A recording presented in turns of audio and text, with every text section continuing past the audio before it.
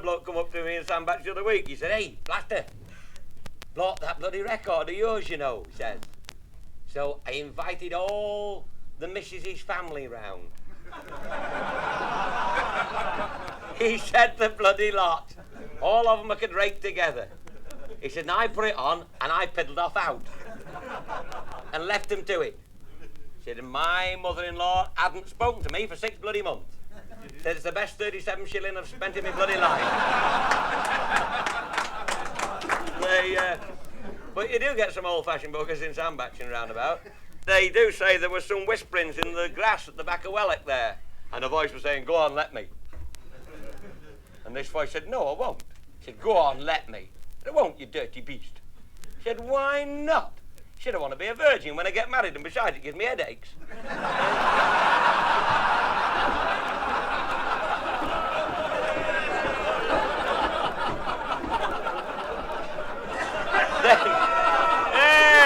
Then you get the other sort, of course.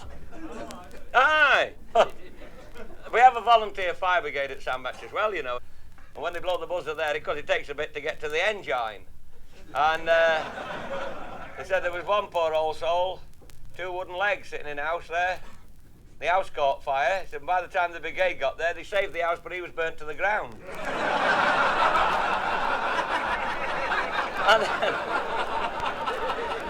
And at 2 o'clock in the afternoon, the bobbies had him for arsing about.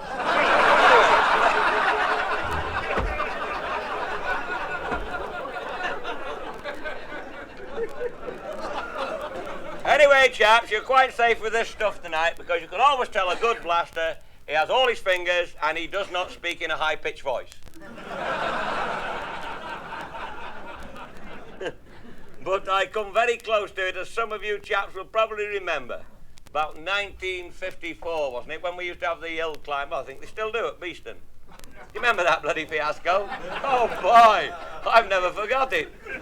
And when we used to go charging up the hill on the bikes, you know, full chat, a big fistful of throttle, drop the clutch and away. Hi-ho, Silvo. Wind it round your bloody neck or get up the hill, you know what I mean? And it was the highest one up the hill used to win the money. And someone said, hey, Batesy, what about rockets?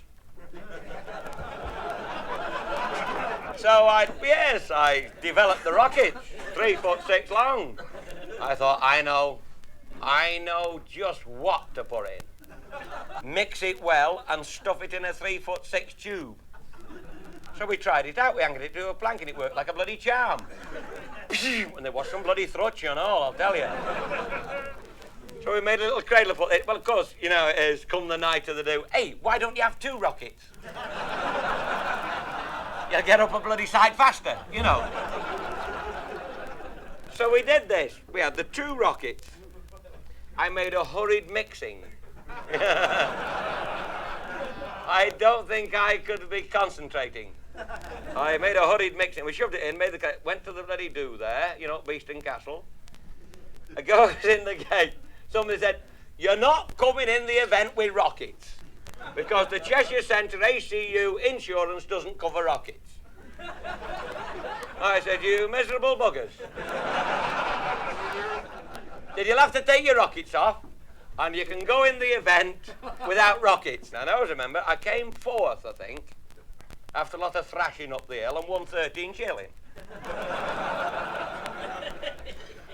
And I think it must have been an omen. An omen.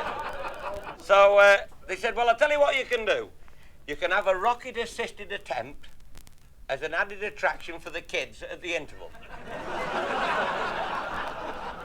But our insurance is having bugger all to do with it. So we bolted them back on again. Got on the line. I said to Bob, you light them, and you've 5 seconds to get from behind. Power, you know, power. So he was thrutch. And he was standing there with his box of matches at the bloody ready, you see. So I said, just let me get it started up. I got it all weighed out. I got my 24 tooth sprocket on. I thought, second cog, full chat, with me rockets, no trouble. straight over the bloody top. And I thought they expected me to go over the top and down the well and come out in the bloody caves at the bottom. So Red Shanks, he starts giving them the spiel. Because in those days, the crowd used to stand up the side and across the top, you know. No bugger had ever gone over the top. So he wasn't half giving it the roll of drums, you know. Will the crowd please part at the top of the hill? As Batesy is going to have his rocket-assisted attempt and he'll be up there any minute. Wave something when you're ready. Of course, they all shuffled back and some young woman waved somebody. He said, it's all right, miss, you can put them on now, we've seen you. Oh, I said, are you ready? And just then, one of these government British newsmen, you remember that bloody great camera he used to carry out, and he was taking pictures. And taking pictures up me orify as well. You notice how you've got to be careful how you tell this story. Orify is two. So he was taking pictures of me rockets. He's round the back. And I didn't fancy him being round the back there. Well, for two reasons, really. I said, get to one side, son. You'll get burnt to death there. So he comes round the side. He's still taking bloody pictures. I said, light 'em, Bob. He said, I've lit 'em. And I felt this terrific urge.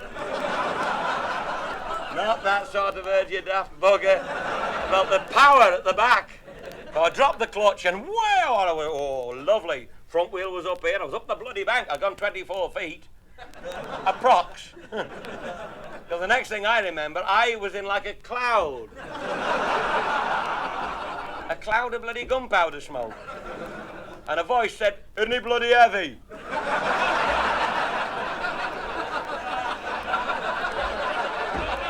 You know, and I thought, this feels nice. But I was jerking the wrong way, you know. Not like the Spaniard doing his press-ups on the beach at Mallorca. You know, and the little peon comes along, he said, Senor, excuse me, the señorita, she has gone. Anyway, I'm going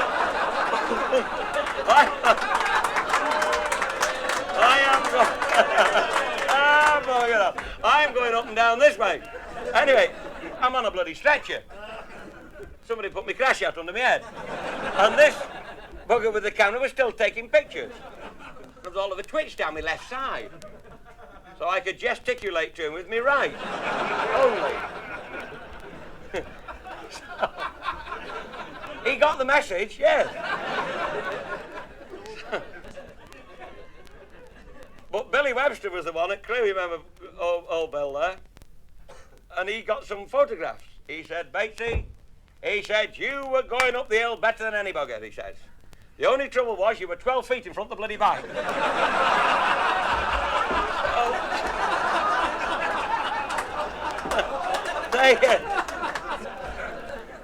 But talking about the motorbikes, I started this job on the bloody motorbike, 2 panniers on the back. One day the district bank manager called me in, come here. I thought, oh Christ, he's on this overdraft job again. He had a bit of human feeling in his glass eye. Come in. And he said, we shall have to get you on 4 wheels. Well, you must start agreeing then straight away. So they let me have another 40 quid, and that allowed me to get a clapped out 1937 Ford 8 van. And they don't come any clapter out than 1937 Ford 8 vans either, I'll tell you. So it was a bit rough when I got it, and I painted it brown. You can imagine what they call that. The flying shite. Anyway, and I went about my merry way. And one day I was in Drayton, and I stopped at the halt sign. There was a couple of civilian gentlemen standing on the edge of the curb, little square there, and one said, a minute. I thought, they're lost. So I drew alongside them. And they started poking and frigging about like and pulling things, and one knelt down in the gutter and the other one was turning me headlamp round.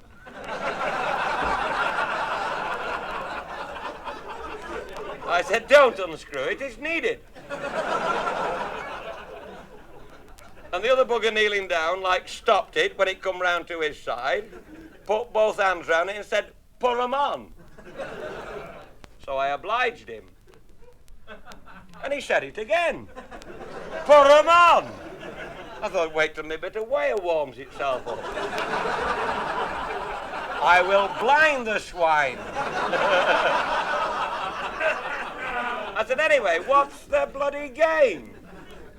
Transport Commission. And one had got the little book out. And they're poking and prodding and looking at this and one thing. And you'll have this done and t'other done. And it cost me £15.10 to keep it on the road. And there was nothing luxurious about it to start with. Well, this is the time when I used to go up to a certain estate which had a long drive, 1.25 miles long, with bloody great potholes in it. It used to knock hell out of my van. If I blew 4 tree roots up for this boy, by the time I got back to his front gate, I was losing. But the bloke that was in charge of the kitchen gardens used to give me the bits back when I went the next time, you know. Anyway, this particular morning, I'm running late. I thought, I must give it some stick. So I've got a fair bank to go down. Give it some hammer. Everything forward and trust in the Lord. And with this bloody old van, I could always tell when it was doing 50 because it started charging at 15 amps, you see. And I'm going like that clap of the bell. And with the vibrations, the driving mirror used to rotate. And some idiot had put one of those oblong ones on. And in the first quarter, I could see back inside my own van. In the second quarter, I could see who was behind me. In the third quarter, it was across the road. And in the fourth quarter, it was up in the air. And it used to start the cycle again. It meant I could only see who was behind me every 7.5 minutes. Which does not make for easy motoring. And it's going round and round, and I'm doing a good 15 amps, you see. And it was in the second quarter, and I saw the bobby car behind me. And they used to have the old Rovers with the shape of the spare wheel on the boot and the grid on the back, you know. And then as it went on its way round into the third quarter, I lost him. And the next minute, he's alongside me. So I thought, well, I'll be pleasant. Good morning. Well, I could, you see, I'd got no window. And he looked at me, he got the gloves on, you see, and the peak of the cap was on the bridge of the nose. Obviously ex-Paco, this boy. And the little eyes were glittering, because he'd seen the back wings having a quiet flap.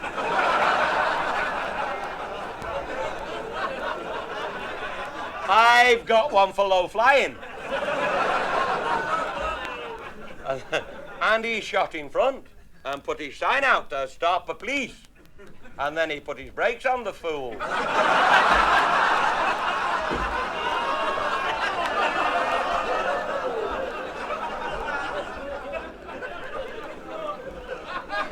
You know. Well, don't forget, they've about 15 mechanics fettling them up.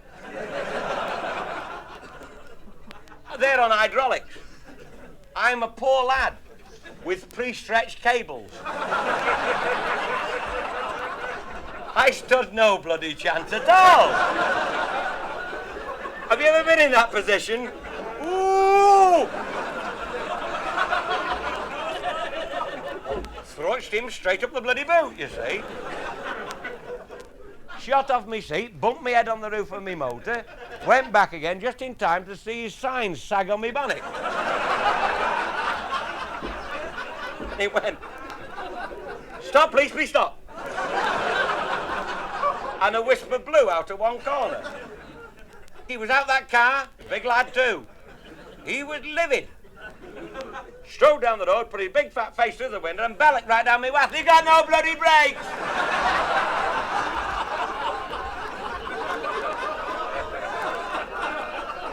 As though he's telling you something. And he hadn't got his ring of confidence either. Bloody onion butties or something. Yeah. And me with the headache. Ooh. Then he straightens up, put the hand over the body, said, What are you going to do about this lot? I said, I haven't got a bucket of water to chuck over them.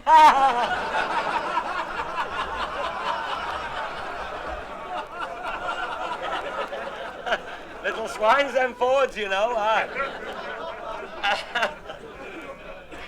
He said, it's no use being bloody funny. I thought, no, I'm flogging a dead horse here. I said, I tell you what, you get in your motor, and I'll wrestle with the bumpers. You see, I'll get them parted, and you can go away, you know. Because I didn't want him to drive off and take my bloody bumper with him, you see. So he gets back in. I'll go down the front, and mine's overrid a bit, you know. I'm trying to get them parted. Up now a bit. And then, of course, he loosens the clutch and jumps about 12 foot. And he took the end of my bloody thumb off. He went up and dragged his sign up, so I run behind and put it on his body. And went back and bolted myself in. Because I got a little towel bottle with us. Well, he can't get out me. By God, he was out again. Down the road, face through the window. You've got that. I said, you've said that once. Put him on, he said, I'll push this. Put him on, he said, I'll push it. Big lad, too. I thought he just might. What am I to do? It suddenly occurred to me. A couple of mates of mine had started a garage business, and they'd said to me about 3 weeks previous, that stinking old thing you run about in, we'll put you some cord rings in it, give you a bit of compression. And as he went round the back, you see, there's a lot of whacker in those old Ford gear levers, you know. So I flopped it in reverse. I thought, push that, you twat. Anyway. Now, I hadn't got much in the way of brakes, but I'd got a bit of compression. So up with me 4 cylinders, and in reverse, and me one good brake, by God, mind you, he shook it like a bloody rat. I thought you're going to come through the back doors any minute. You know? And I think that was the year that Y fronts came out.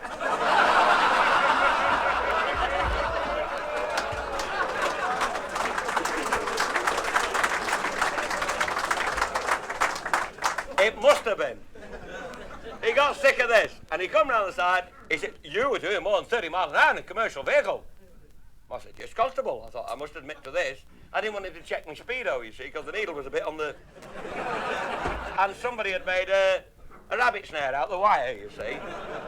Out with the boot, and he scratched the button off. Down with the lot. 3 weeks after I got it, appeared at 11 o'clock in the forenoon to answer to the aforesaid. Please go to wire. And as I was going in, there were 1 or 2 of the bobbies coming out. Somebody said, you in court this morning? I said, I said, Christ, we're coming to listen to this. And they all went back.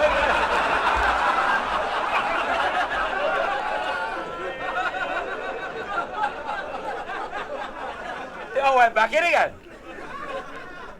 So, anyway, we got in there, and the constable was giving his evidence. I saw the defendant proceeding in a southwesterly at 52 mph.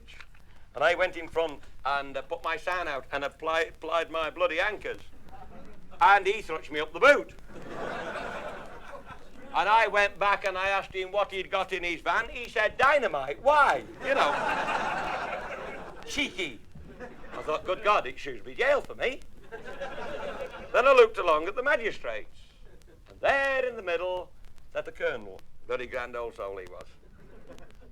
And he looked around and he looked down at me, sort of thing. He said, oh, Mr. Bates, let me see. You're that young man, because I was a young man then. You're that young man that goes about blowing things up, aren't you? I said, yes, sir. Well, he knew bloody well I was. Because that afternoon I'd got 7 tree roots to blow up for him.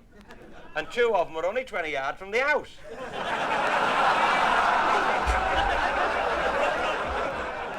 Now, I think I should explain this. They like the firewood. But if it comes rattling down the bloody flue, they don't care for that. And I am certain the colonel was alive to the situation. So we had a bit of a to the other magistrates, like, you lot keep shut, it's me that's having the roots blown off. I'll deal with this one. So he leans over and he says, £2, be careful. I thought, you liverish old swine. I thought, I'll bide me time. So I went up in the afternoon, you know, the same thing. Down the drive, turn it, rung the bell. Well, you pull it there, you know, the wire comes out the way. And a bit of a tinkle. And the maid come to the... I said, is the Colonel in, please? Oh, yes, he just got back from the court. I said, I've come to blow his tree roots up, please. Pulling me forelock, of course. And he said, come inside. So I goes in, and he's just brewed up. In the lounge. Silver teapot, Maserati. We were on 5p at home. Sit you down, he said. Have a cup of tea. He said, how do you think we treated you in court this morning? I said, well, Colonel, I said, that £2 knocked me a bit. Me and my missus never get to see sin around me. He said, never mind, son, he said, put it on your bill. I give it me back.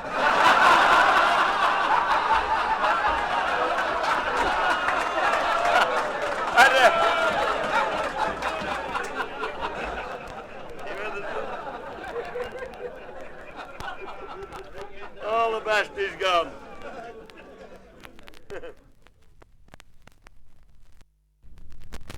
Anyway, with this bloody job, you know you always get the unusual request. Like, can you come and shift it? Or whatever. And I was blowing some tree roots in one gentleman's back garden. Oh, very wealthy man he was. And he got to have his tree roots got out of his back garden, you see. And there was another gentleman there standing watching the operations. And I was operating quietly, a thrutch here and a thrutch there. And I quietly got his tree roots out of his back garden. And the other one come up to me, he said, oh, Mr. Bates, by what I've seen here this afternoon, you could be very valuable to us. I said, oh, yes. He said, yes. He said, I would be obliged if you come up to the crematorium on Monday morning.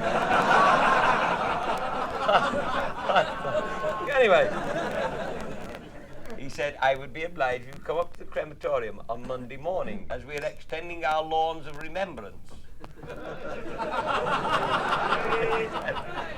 And we've got to remove about 60 small tree stumps. And it's taking our men about 2 days to dig one out. By what I've seen here this afternoon, you could probably remove the lot in a couple of days. I said, I probably could, given the room. So I went up to the creme on Monday morning, and when I got there, he met me. Said, just one thing, Mr. Bates, we're rather busy here, you know. Every 20 minutes. Up the bloody flue, aye. So, I thought, he said, and I would be obliged, if nothing went off while we were cremating someone. Which is understandable, the bloody crack-a-doom and all that lot, you know. So, I go behind the bloody works and get up on the bank at the back. And I could see the drive coming in was about 100 yards long, and the drive going out was 100 yards long, but with the contour of the ground, I could only see 20 yards of the in and 20 yards of the out. And when I saw somebody come in, I could be digging the holes underneath, wait for the blue smoke, and wait for them to go out, give them a quarter of a mile down the road, and then thump, thump, thump, thump, thump, have a dozen off. Then somebody else would come in and dig away again. And it worked like a bloody charm. Till about 11:30, 11:45, and I hadn't seen anybody come in. I got about 20 odd ready. I thought, oh, they've knocked off for lunch. Start setting them off. And boom, boom, boom, and they're going off like buggery all over the place. And he come up the bank. Stop! Stop! I can't! Boom, boom, boom! And the last one is always a good one, you know. And a deathly silence. Why? Oh, Mr. Bates, whatever are we going to do? Whatever are we going to do? I said, why, whatever's the matter? He said, we were cremating lady someone or other, and then this lot bloody started. You see? I said, well, just think about it. Abide with me and a 21-gun salute.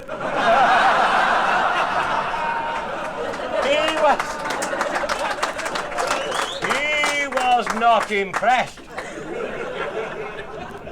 after this bloody fiasco, I better go down and have me dinner. So they have a few graves there. Well, they got a couple of 3 grave diggers, the great lads, them.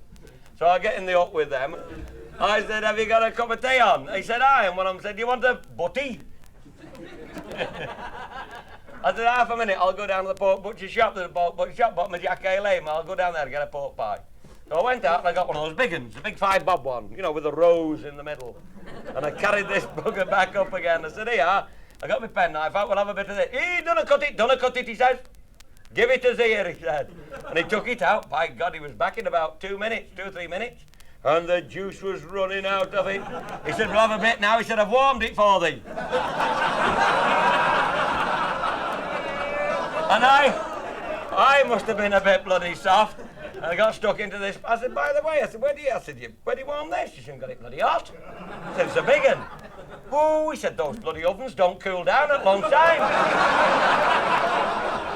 He said, I hold it in on me shovel, and it does them even all round. You know, you keep looking out for the bloody fingernails and signet rings, you know. Oh, put me right off pork pie. Anyway, and then we had another bugger ring me up on Saturday morning. Will you come and blow house up for me?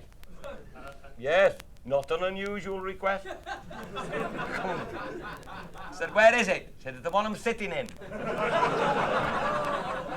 Well, I've got a bloody nutcase. You know. I said, I shall have to have a look at it first, because I usually go and write the buggers off, you see. Come tomorrow for your tea, like tomorrow being Sunday. I thought, he is a nutcase. Who'd have me for tea on a Sunday? So I said to the missus, don't open the other tin of beans, I've been invited out. So I went up on the Sunday, I thought I'd better go early in case I'm missing something. I went about 4:30, and he told me where it was. So I went around the back, stopped my motor, knocked on the back door. A nice young fella come to the back door. I said, are you the young man that rang me up yesterday? He said, yes. I said, what's to do, lad? He said, this is it. I said, what do you mean? He said, well, he said, I'm going to get married. And he went all over Twitter, they got a license to practice and couldn't wait, you know.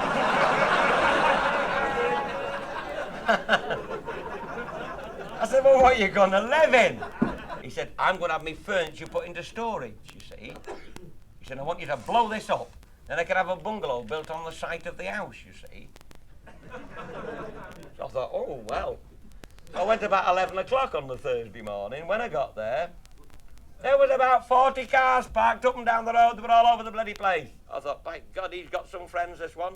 Or he uses a lot of chlorophyll, you know. We go round the back. And who should have meet round the back but Bob Walker? Withenshaw, demolition bloke. And he got a track shovel there and a couple of 3 lorries. He said, what do you reckon about it, Blaster? I said, well, there's a damn big cellar underneath it. It's going to drop in its own hole, after a manner of speaking. And we were discussing this, as is our want. And then this bloody thing approached. You know, the tight check trousers, the flowered waistcoat, and the hanky up the sleeve, and the camera dangling on the end of a bloody string. And it punched up like this. I don't think you'll knock it down all at one go, so there.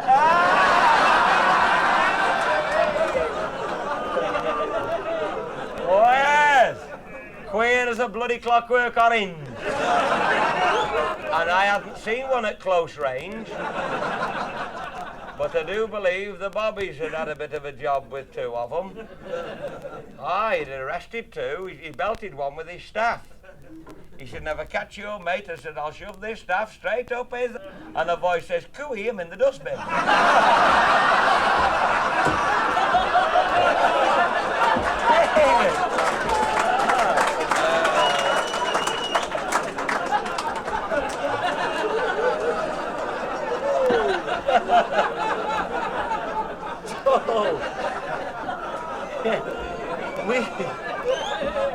We didn't know quite what to make of it. It went about and snapped a few more, you see. So, this house, I'll tell you, a big square house, but the shit house was built on the side as an added extra. So Bob Walker said to me, he said, hey, can you knock the house down, leave the shit house standing? I said, you're making it difficult for me, Robert. So we had to go into the inside walls of the house and just take the explosive out where the closet was, you see. I said, get them out of the way. So they moved off up the road, and this one went up a tree with his telephoto lens sitting on a thin twig. And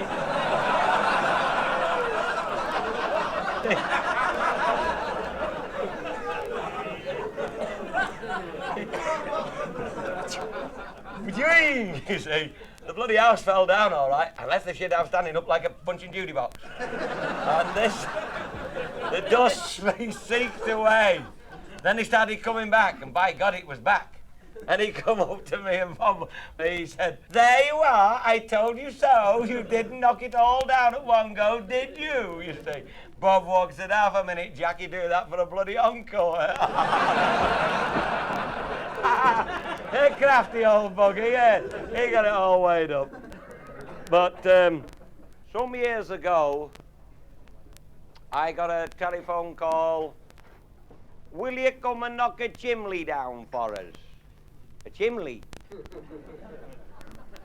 I said, aye, where is it? He said, it's alongside the A5 down in Shropshire near Wellington it is. He said, but you'd better come in the morning. This was on the Friday night. You'd better come tomorrow morning because we're going to have a bit of a site meeting because the board and of directors and the chairman are looking a bit pensive, you see, because it's got a drop between two buildings. So I went on the Saturday morning, and when I got there, the director of this firm that was going to shovel the bricks up with the bulldozers and whatnot, he was standing there, hey, I'm glad to see you, Billy. So I said, that's it up there, Ted? With a bit of a twitch on.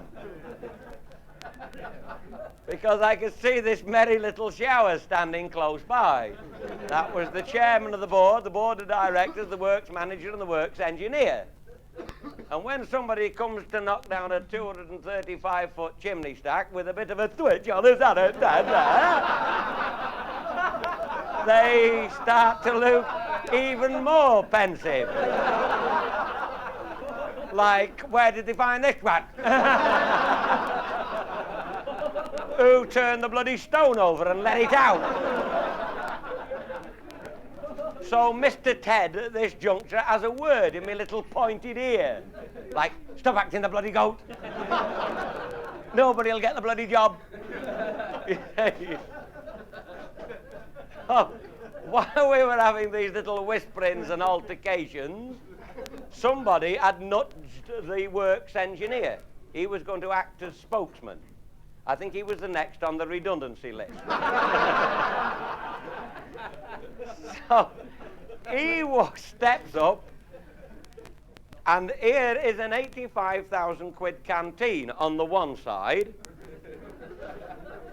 and then there's a space of about 15 yards or so, and there's a 9,000 quid ambulance depot, and the chimney stack is just at the back, 235 foot high with a nice big ornamental top on.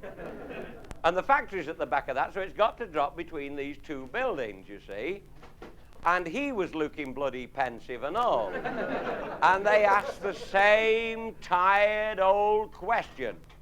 Are you sure it'll go between... And you have the same silly bloody set answer. If it doesn't, Master, I'm for the Argentine. Where are you going?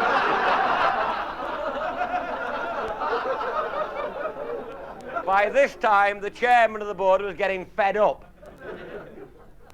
So he spoke up. Now, come, Mr. Bates. When do you propose to do it? I said, well, I think I should come up next Saturday morning and drill the holes in it. Because it's 6 foot thick, the brickwork at the bottom is a hell of a big stack. And then I'll sneak up on Sunday about 2 o'clock, put the explosives in, give it a smart thrutch, and down with it. He said, but why 2 o'clock on Sunday? I said, well, 2 reasons, really. It's a small village. We don't want a lot of people here. Half of them will have had the stuff the Rodgers and got the paper over the heads half asleep. And the other half will be upstairs with the Vaseline on the bedroom doorknob, stop the kids getting in.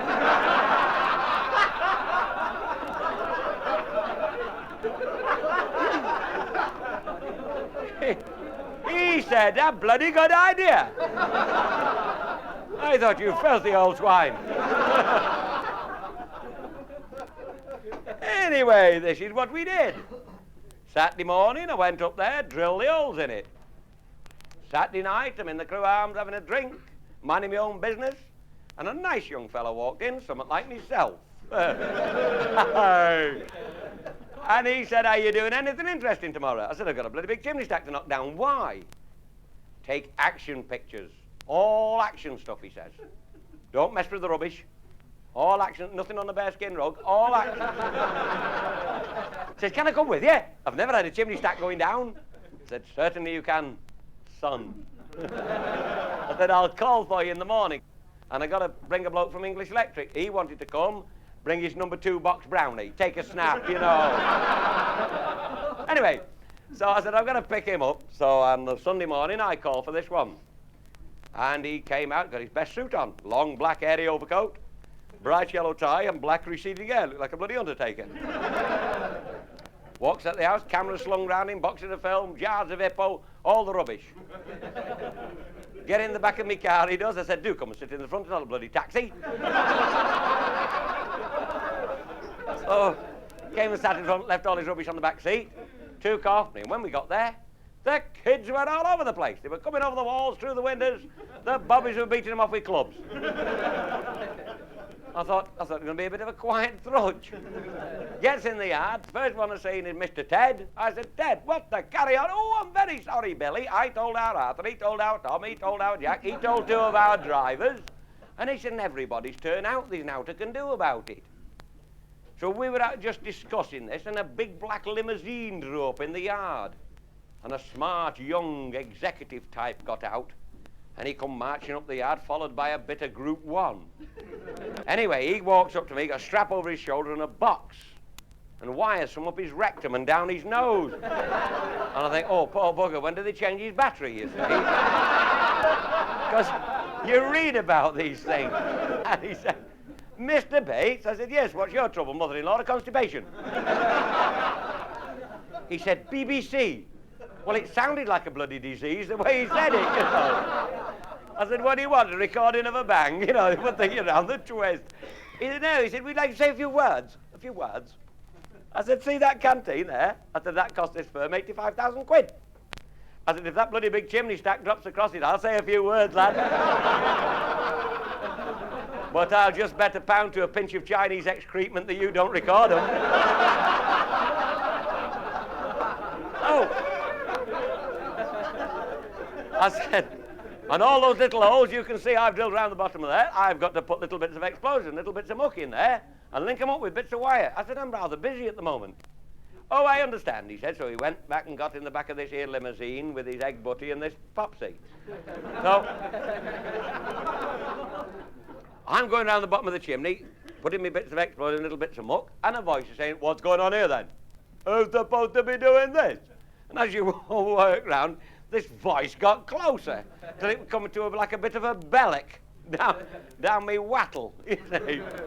And this one, who are you supposed to be? I said, who the bloody hell are you supposed to be? Daily Mirror, he says. Daily Mirror. Well, this other bloke had taken was very Tory. He said, that's a good paper to wipe your bottom on. He went away to tell Cassandra we were rude to him.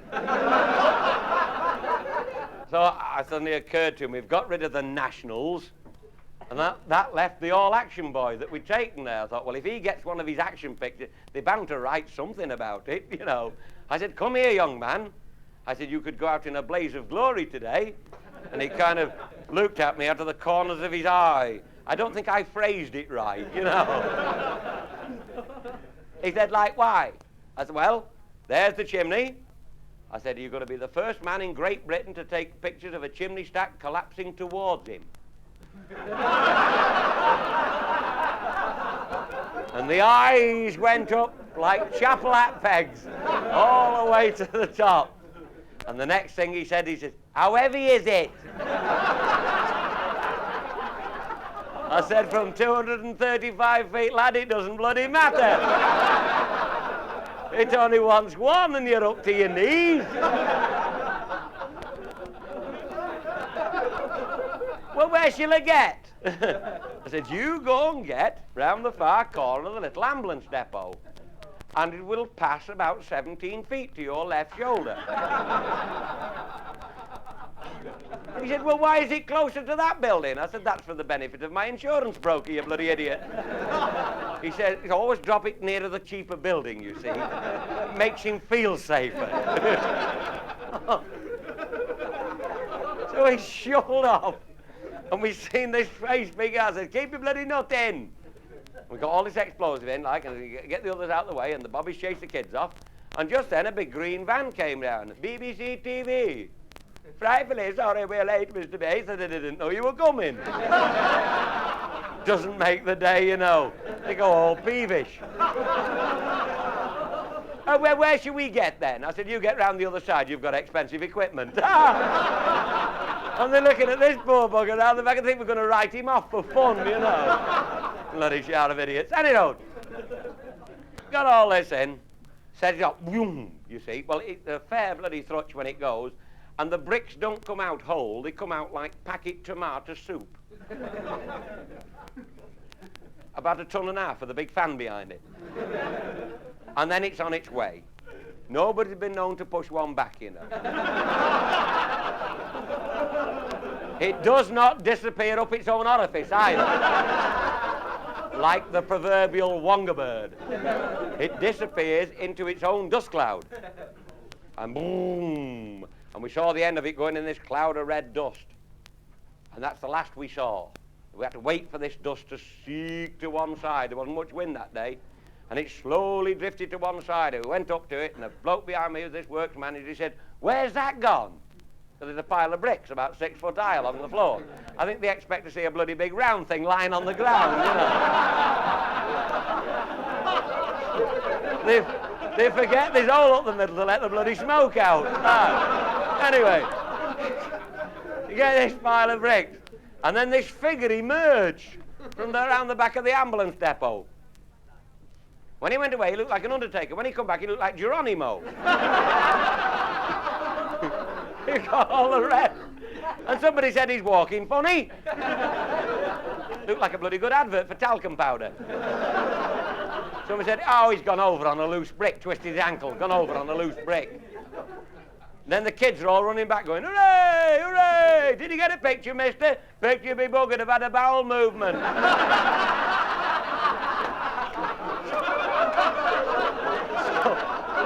Somebody didn't like to say it, shit himself, there's some ladies about, you know.